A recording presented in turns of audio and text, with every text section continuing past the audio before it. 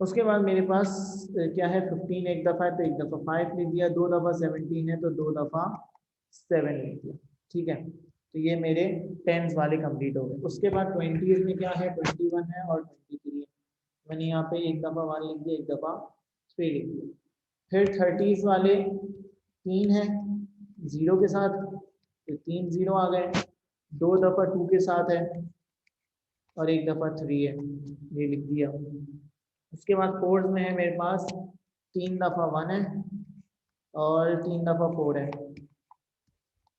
और 2 दफ़ा 9 है। फिर 50s में कितनी दफ़ा है मेरे पास, 2 दफ़ा 0 है, 2 दफ़ा, एक दफ़ा 5 है और 4 दफ़ा 6 है। बस 60s में मेरे पास 3 दफ़ा 1 है। उसके बाद 80s में मेरे पास 81 है, 82 है और 88 है, फिर 90 है। तो मैंने अपने इतने लंबे डेटा को, इतने बड़े डेटा को मैंने इस तरह रिप्रेजेंट कर दिया, कंप्रेस कर। ठीक है, तो ये मैंने स्टेम एंड लीफ डायग्राम बना ली। अब ये जब मैंने डायग्राम बनाई तो कोई बंदा अगर ये देखेगा तो अब वो ये बोलेगा कि भाई 1 और 2 का मतलब क्या है, 4 और 1 का मतलब क्या है, तो इसकी की तो दो कि मैं इसको कैसे रीड करूँ। तो हमें इसकी की देनी पड़ेगी इसको रीड करने के लिए। यानी मैं इसको बोलूँगा कि 4/2 का मतलब है 42। ये मुझे इसको की देनी पड़ेगी कि भाई जब तुम देखो कि यहाँ पे स्टेम में 4 लिखा हुआ है और लीफ में 2 लिखा हुआ है तो इसका मतलब समझ जाना कि 42 लिखा हुआ है। ठीक है, तो हमें इसकी की देनी पड़ेगी। अगर की नहीं देंगे तो ऑब्वियस सी बात है वो जो भी पर्सन है जो डेटा को देख रहा है वो मिसअंडरस्टूड करेगा। तो मैं यहाँ पे डेटा को मैंने रिप्रेजेंट कर दिया स्टेम एंड लीफ से और मैंने उसकी की दे दी। ठीक है, यहाँ तक बात क्लियर है।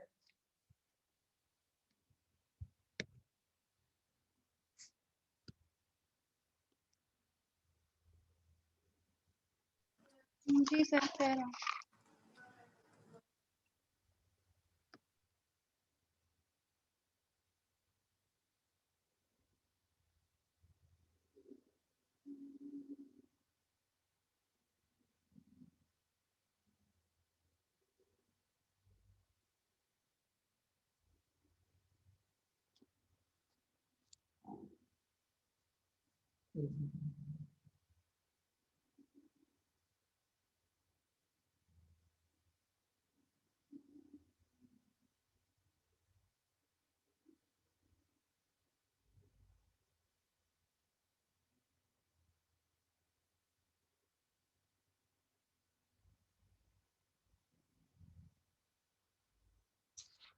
अच्छा, अब जब मैंने इसको इस तरह रिप्रेजेंट कर दिया, अब मेरे पास इसकी वर्किंग क्या क्या हो सकती है, क्या क्या चीज़ें वो पूछ सकता है मुझसे। इसमें वही मुझसे क्या पूछ सकता है, मीडियन पूछ सकता है, लोअर क्वार्टाइल पूछ सकता है, इंटर क्वार्टाइल पूछ सकता है। तो अब लोअर मीडियन निकालना है तो क्या करना पड़ेगा, काउंटिंग करनी पड़ेगी कितनी वैल्यूज है मेरे पास, 1 2 3 4 5 6, यहाँ पे 6 वैल्यूज हैं। फिर 2 है, 3 3 6, 3 6 8, 2 5 7 3 5 2, टोटल कितनी वैल्यूज हो गई, 6 2 8 14 22 29 32 37 39, 39 वैल्यूज हो गई। मीडियन निकालना है तो 39 प्लस 1 डिवाइडेड बाई 2 कितना आया, 20। यानी 20th पोजीशन पे जो वैल्यू होगी वो मेरा मीडियन होगा। काउंट कर लो 1 2 3, 6 प्लस 2 8 यहाँ होंगी, 8 और 6 14 यहाँ तक हो जाएंगी। उसके बाद 15 16 17 18 19 20, ये आ जाएगा मेरा मीडियन। यस और नो?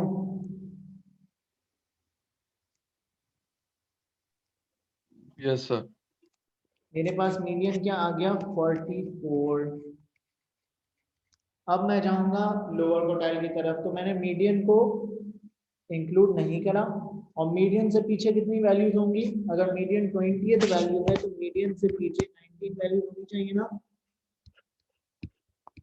तो मैंने 19 प्लस 1 डिवाइड बाई 2 किया तो मेरे पास आया 10। यानी 10th पोजीशन में जो भी वैल्यू होगी वो मेरा लोअर क्वार्टाइल होगा। तो ये 8 यहाँ तक हो गई, 9 10, 30 मेरा हो गया लोअर क्वार्टाइल। इसी तरह अपर क्वार्टाइल के लिए मैं 10th वैल्यू ही देखूंगा, लेकिन आफ्टर मीडियन। तो मैंने 10 वैल्यू काउंट करी आफ्टर मीडियन। 1 2 3 4 5 6 7 8 9 10, ये आ गई। कितना आ गया? 61। मेरे पास आ गया मीडियन, मेरे पास आ गया लोअर क्वार्टाइल, मेरे पास आ गया अपर क्वार्टाइल, और मैं निकाल सकता हूँ इससे inter quartile range, which will be 61 minus 44 and the answer will be 17। 17 मेरी क्या हो गई? इंटर क्वार्टाइल रेंज हो गई। ठीक है, क्लियर है बिल्कुल।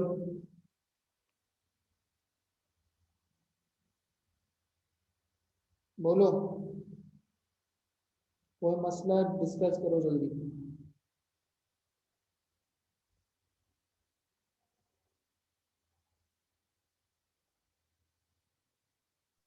No sir.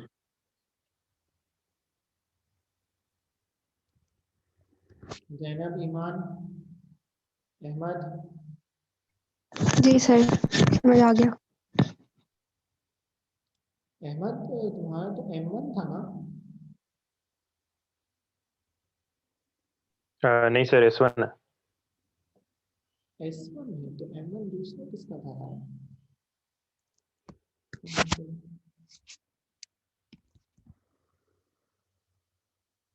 अब क्लियर है अहमद? जी सर, क्लियर है। अच्छा, यहाँ पे हमारे पास तो लास्ट क्लास में क्यों नहीं आए थे हम? सर मैं ट्रैवलिंग कर रहा था। ओके। अच्छा, यहाँ पे अब अच्छा देखो, अब हमारे पास एक और चीज़ होती है, जब हमारे पास inter quartile, upper quartile, lower quartile आ जाता है ना, तब हम एक और चीज़ बना सकते हैं, बॉक्स एंड विस्कर प्लॉट या बॉक्स एंड विस्कर डायग्राम। अब बॉक्स एंड विस्कर डायग्राम किस तरह बनती है? इसमें हमें 5 चीज़ें चाहिए होती है। 5 चीज़ें क्या प्लॉट करेंगे? हम करेंगे मिनिमम वैल्यू प्लॉट, हम करेंगे मैक्सिमम वैल्यू प्लॉट। 2 चीज़ें ये हो गई। फिर हम एक चीज़ प्लॉट करेंगे लोअर क्वार्टाइल, एक करेंगे मीडियन और एक करेंगे अपर क्वार्टाइल। ये 5 चीज़ें हम अपनी नंबर लाइन के ऊपर प्लॉट करेंगे और उस पर बॉक्स बना देंगे। एक तो हमारे पास बॉक्स एंड विस्कर प्लॉट बन जाएगा। हमारे पास मिनिमम वैल्यू क्या है? हम यहीं से देख लेते हैं, 12। और मैक्सिमम वैल्यू क्या है हमारे पास? 90। हमने क्या किया? सबसे पहले तो मैक्सिमम और मिनिमम वैल्यूज प्लॉट कर दी।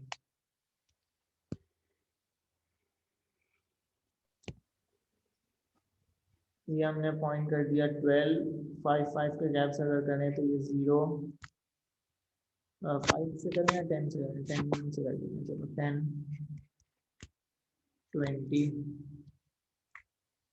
30 40।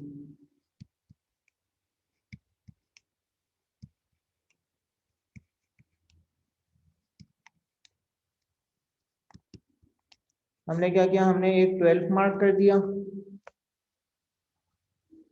और हमने एक 90 मार्क कर दिया। ठीक है, उसके बाद हमने क्या किया? उसके बाद हमने लोअर क्वार्टाइल मार्क किया। लोअर क्वार्टाइल कितना था भाई? 30 था, तो हमने यहाँ पे ये लोअर क्वार्टाइल मार्क कर दिया। उसके बाद हमारे पास था मीडियन 44।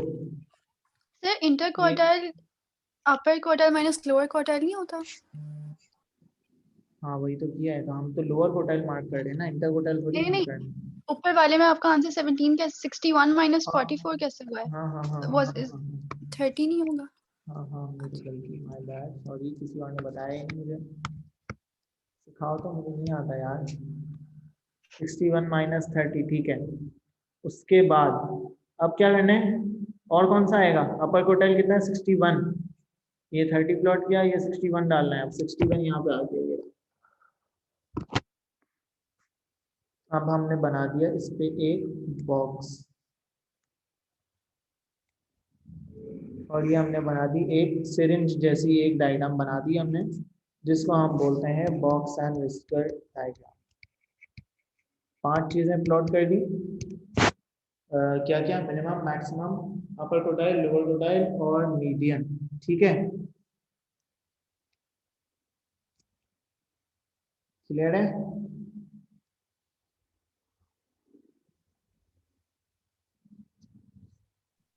जी सर।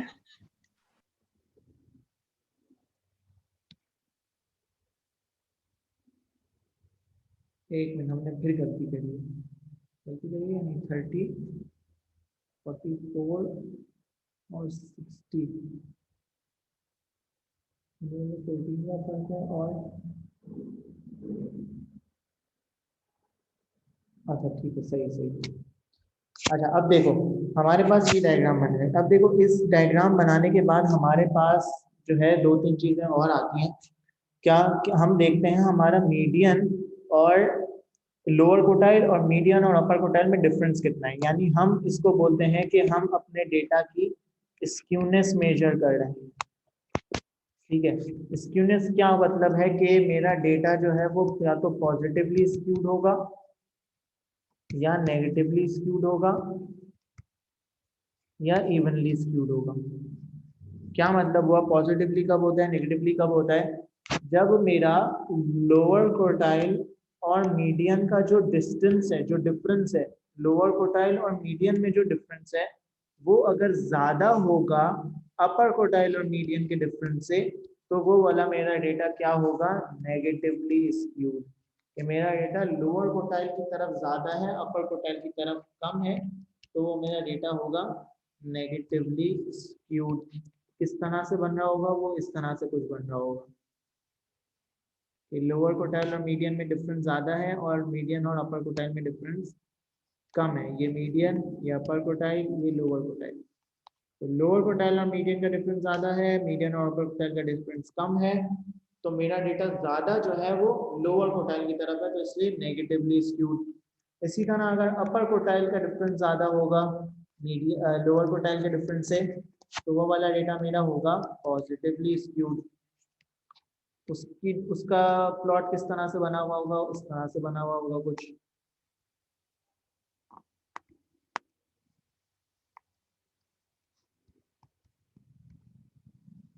ठीक है, ये अपर कोटाइल और मीडियन का डिफरेंस ज्यादा है और लोअर कोटाइल और मीडियन का डिफरेंस कम है। और जब इक्वल होगा तो वो इवनली स्क्यूड होगा।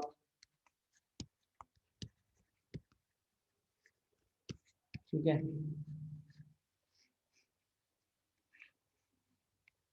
ये समझ लो ऑलमोस्ट इक्वल ही है।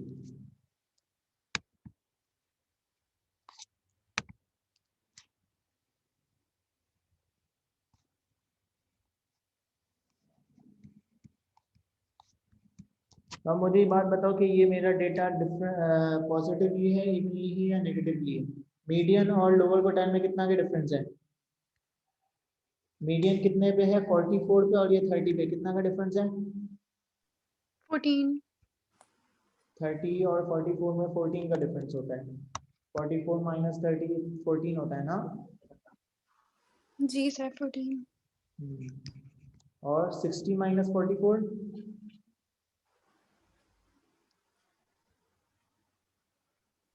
सर 16। 16। तो कौन सा स्क्यूनेस क्या है इसकी? पॉजिटिवली है, नेगेटिवली है, इवनली है?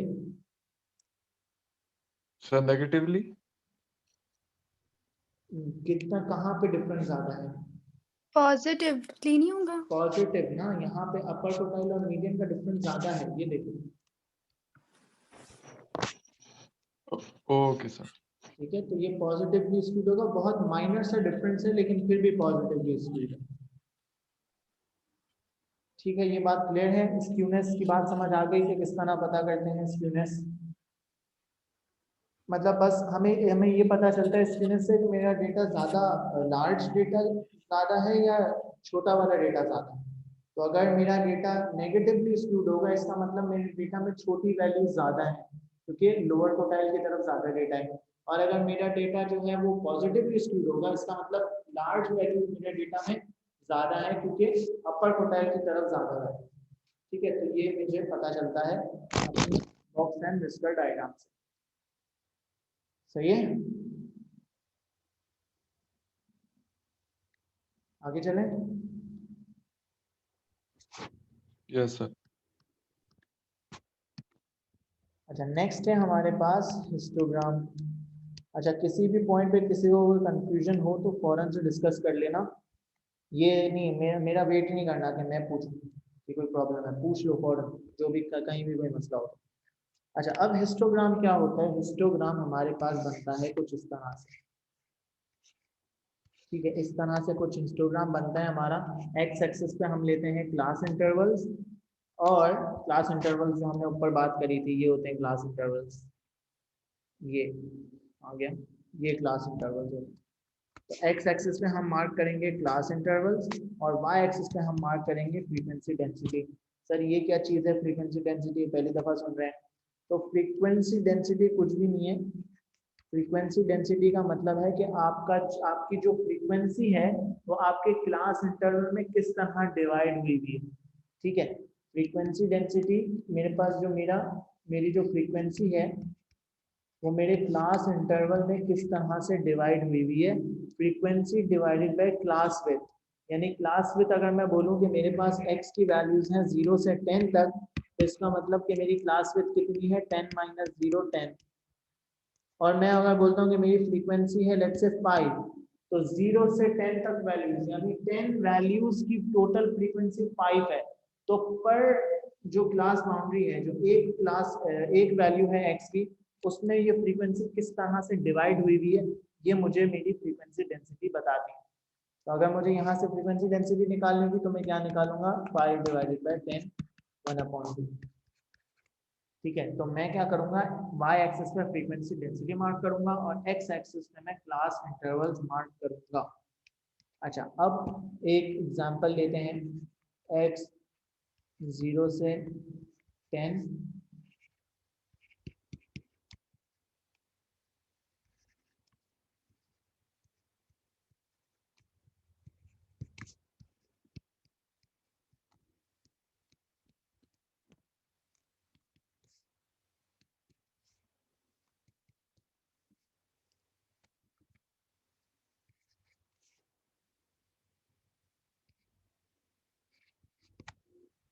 ठीक है। ये मैंने कुछ वैल्यूज दी हैं क्लास इंटरवल्स की और फ्रीक्वेंसी की।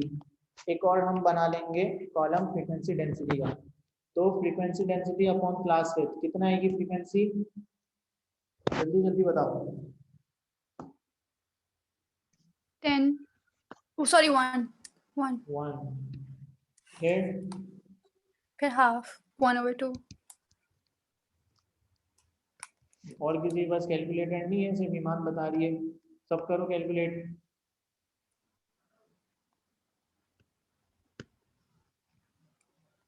फिर 4 और नहीं 5/20 सॉरी 1/4 मैंने एक जोर से बोला 4 तो आंसर चेंज हो गया। कॉन्फिडेंस नहीं अपना नहीं 2 मिनट ना सर, आप क्यों कंफ्यूज कर रहे हैं? सही मैं बोल रही थी 4 ही तो है। हाँ, तो आई वाज सही है कंफ्यूज ना। ऊपर से कि मैंने डिवाइड मैंने करने बोला नहीं। गलत, मैंने बोला अच्छा गलत। सही है। अच्छा 4 है।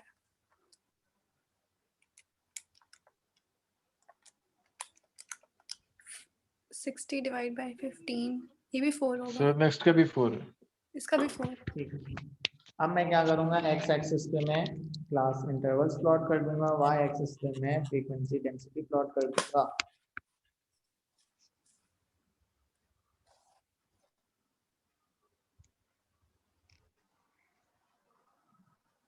क्लास इंटरवल क्या है 0 से 10। अब मेरा क्लास इंटरवल 0 से स्टार्ट हो रहा है ना, तो मतलब ओरिजिन से स्टार्ट हो रहा है। अगर मेरा क्लास इंटरवल 5 से स्टार्ट हो रहा होता तो मैं अपने ग्राफ को कहाँ से स्टार्ट करता? मैं आगे से थोड़ा सा स्टार्ट करता। मेरा पहला जो बार बनता वो इस तरह से बनता। अभी मेरा क्लास इंटरवल क्या है 0 से ही है, इसलिए मेरा जो पहला बार बनेगा वो भी 0 से ही टच करते हुए बनेगा। तो मेरे पास क्लास इंटरवल्स हैं 0 से 10, फिर 10 से 20, फिर 20 से 25, इसके बाद 40। तो ये हो जाएगा 0 से 10 तक की मेरी फ्रीक्वेंसी डेंसिटी है 1 1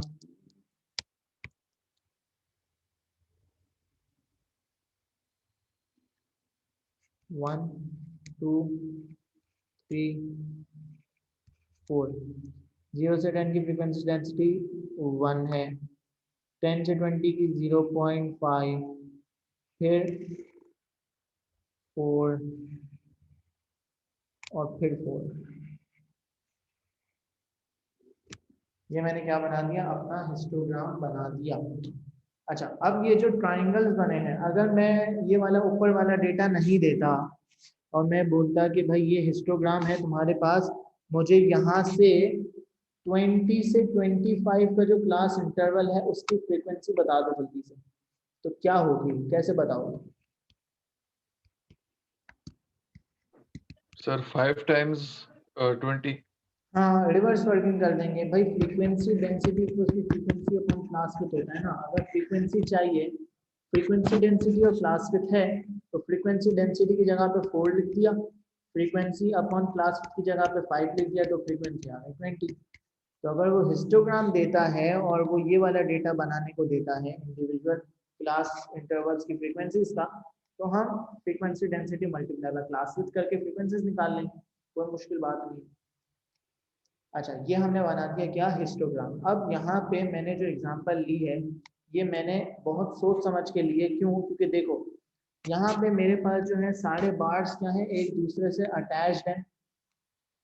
सारे बार्स क्या है मेरे एक दूसरे से अटैच्ड हैं। जहाँ पे एक बार एंड हो रहा है वहीं पे दूसरा बार स्टार्ट हो रहा है। ये क्यों हो रहा है? ये इसलिए हो रहा है क्योंकि मैंने यहाँ पे जो क्लास इंटरवल्स लिए हैं, वो जहाँ पे पहली क्लास इंटरवल एंड हो रही है वहीं से दूसरी क्लास स्टार्ट हो रही है। जहाँ पे एंड हो रही है वहीं से स्टार्ट हो रही है, जहाँ एंड हो रही है वहीं से स्टार्ट हो रही है। तो हमें क्या करना पड़ेगा, क्वेश्चन में वो हमें इस तरह दे सकता है कि जहाँ पे एंड हो रही है वो उससे एक ज़्यादा या दो ज़्यादा से स्टार्ट करे। तो हमें क्या करना पड़ेगा, हमें अपने क्लास इंटरवल्स को एडजस्ट करना पड़ेगा, ताकि हमारी जो स्टार्टिंग पॉइंट है और जो एंडिंग पॉइंट है एक क्लास इंटरवल का, वो दूसरे क्लास इंटरवल के स्टार्ट के इक्वल आ जाए। हमारे पास एक क्लास इंटरवल का जो एंड है, end of one class interval should be equals to start of other class interval. Next बोल देते। और अगर नहीं होगा तो हम उसको एडजस्ट कैसे करेंगे? भाई देखो, मेरे पास अगर इंटरवल है 0 से लेके 10 तक, और मैंने दूसरा इंटरवल दे दिया 11 से,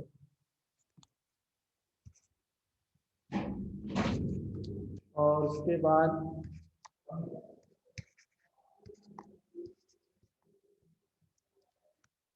अच्छा, जो वो डिफरेंस देगा ना, वो हर क्लास इंटरवल में सेम का डिफरेंस देगा। जैसे इसने यहाँ पे 1 का डिफरेंस दिया हुआ है, तो हर इंटरवल में वो 1 का ही डिफरेंस देगा।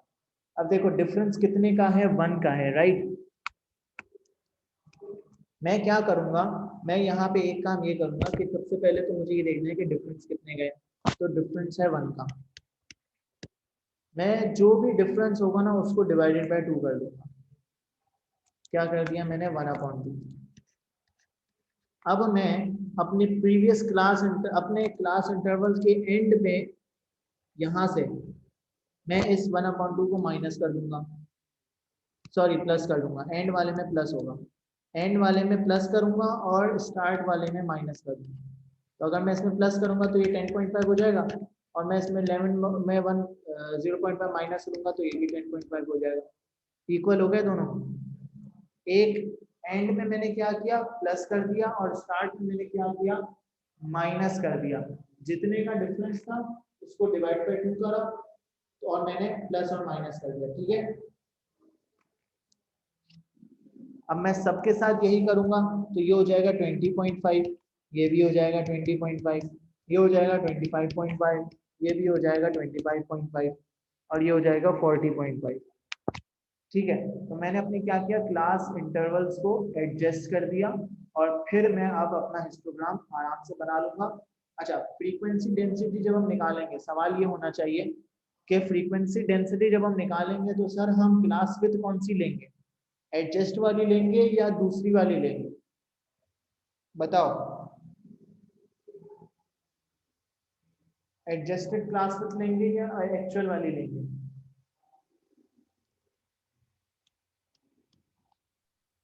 Sir, the actual.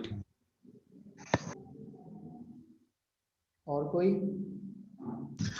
Sir actual वाली। और कोई?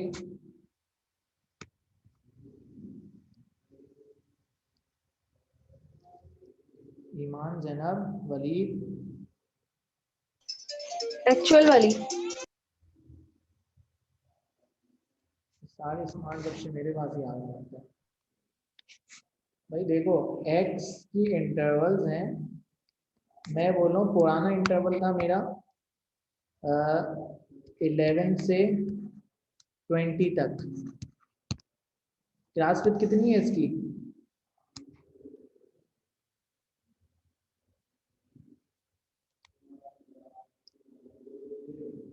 बोलो। Sir, 9. 9 है क्लास इसकी। अगर मैं इसमें वो कर दूं, यहाँ पे मैं प्लस 0.5 करता हूँ तो ये कितना हो जाएगा? 9.5. 20.5। और यहाँ पे मैं माइनस करता हूँ तो ये हो जाएगा 10.5। इसका डिफरेंस कितना आ रहा है?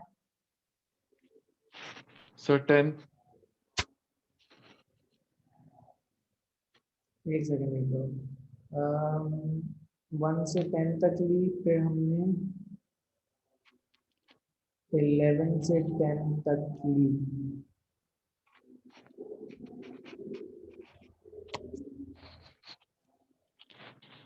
इसमें 20.5 किया। यार ये हम जो करते हैं ना, जो सवाल होते हैं ना, उसमें एडजस्ट करने के बाद जो है वो सेम आ रहा होता है। एक्चुअल क्लास विथ और adjusted class width answer same आ रहे हैं, यहाँ पे सेम क्यों नहीं आ रहा? एक मिनट, अगर हम 11 से 20 देखें, अच्छा हाँ ये इक्वल टू है ना, सही सही। एडजस्ट देखो यहाँ पे ये है 11 और 20, अगर 11 और 20 इंक्लूडेड हैं तो दोनों में वैल्यूज क्या होंगी? 11 और 20 का डिफरेंस कितना आएगा? 11 और 20 अगर इंक्लूड करते हैं हम तो Sir, 10. 10 ही आएगा। और 20.5 और 11.5, 10.5 अगर हम लेते हैं तो भी 10 आ रहा है। हाँ ये गलती है, मैंने इक्वल टू नहीं लिया था। देखो 11 और 20, इसमें अगर 11 और 20 इंक्लूसिव है तो इसकी क्लास विड्थ कितनी है? 10 ही है, राइट? और अगर हम इसको Yes, sir, 10.5 और 20.5 लेते हैं तब भी मेरी क्लास विड्थ क्या है? 10 ही है। तो हम एडजस्टेड करें या हम एक्चुअल वाली लें, दोनों से हमारे पास क्लास विड्थ सेम ही आएगी, तो उससे फर्क नहीं पड़ता। तो हम फ्रीक्वेंसी डेंसिटी किसी से भी निकाल सकते हैं। आसान ये है कि हम एक्चुअल से ही निकालें, फर्क दोनों से नहीं पड़ेगा, दोनों से क्लास विड्थ सेम आएगी। लेकिन आसान ये है कि हम एक्चुअल वाली से लें क्योंकि उसमें इंटीजर वैल्यूज होंगी, तो हम उसी से क्लास इंटरवल्स निकाल लेते हैं। ये इक्वल्स टू देखना बहुत ज़्यादा ज़रूरी है कि कौन सी वैल्यू इंक्लूसिव है और कौन सी वैल्यू इंक्लूसिव नहीं है। अगर x की वैल्यू 11 से 20 तक होती तो अब ये देखो 20 इंक्लूड हो रहा है, 11 नहीं हो रहा, ठीक है? तो इस हिसाब से हमारी क्लास इंटरवल क्लास में चेंज हो जाती है इक्वल्स टू और इक्वल्स टू ना होने से। तो क्वेश्चन में ये चीज़ बहुत ध्यान से देखिए, ठीक है? हमने क्या निकाल लिया? हमने क्लास विड्थ एडजस्ट कर ली, उसके बाद हिस्टोग्राम तो उसी तरह से बन जाएगा। फ्रीक्वेंसी डेंसिटी निकालेंगे, एक्स एक्सिस पे क्लास इंटरवल प्लॉट करेंगे और वाई एक्सिस पे हम फ्रीक्वेंसी डेंसिटी प्लॉट करके हिस्टोग्राम बना लेंगे, ठीक है? भाई कुछ पूछना है तो पूछो जल्दी यार, कुछ। सर ये लास्ट पार्ट नहीं समझ आया, एडजस्ट करने वाला। भाई देखो वो छोड़ हम ये एक्चुअल से निकाल लो या एडजस्टेड से निकाल लो, आंसर सेम आएगा, बस ये बोला है।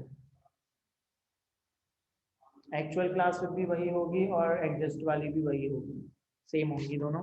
किसी से भी फ्रीक्वेंसी डेंसिटी निकाल लो, आंसर सेम आएगा। लेकिन सर इक्वल्स टू को देखना पड़ेगा, राइट? हाँ हाँ हाँ देखना पड़ेगा, इक्वल्स टू हो गई, इक्वल्स टू हो गई। व्हिच मींस उसको साथ लेकर फिर करनी है, ऐसा आपने हाँ 20 और 10 को। अच्छा हाँ सही।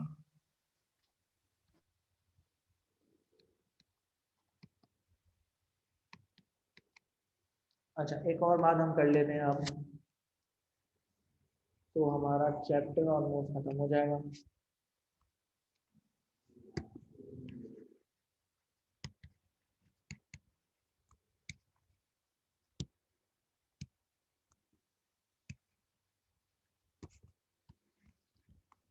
अच्छा क्यूमुलेटिव फ्रीक्वेंसी का, क्यूमुलेटिव का क्या मतलब है कि हम फ्रीक्वेंसीज ऐड अप कर रहे हैं, ठीक है?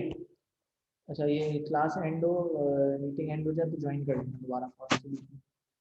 क्यूमुलेटिव का क्या मतलब है कि हमारे पास टोटल फ्रीक्वेंसी, क्यूमुलेटिव का मतलब है टोटल। अब अगर मैं बोलूँ कि भाई मेरे पास x 0 से 10 तक की फ्रीक्वेंसी है,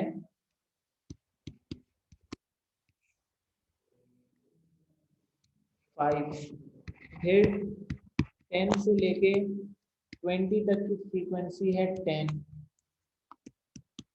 20 से 25 तक की फ्रीक्वेंसी है लेट्स से 7, 25 से 40 तक की फ्रीक्वेंसी है लेट्स से 9, और 40 से लेके 50 तक ले लेते हैं, ये फ्रीक्वेंसी है मेरी 8। मुझे एक बात बताओ, अगर मैं पूछूं कि x less than equals to 10 frequency कितनी है, तो कितनी है x less than equals to 10?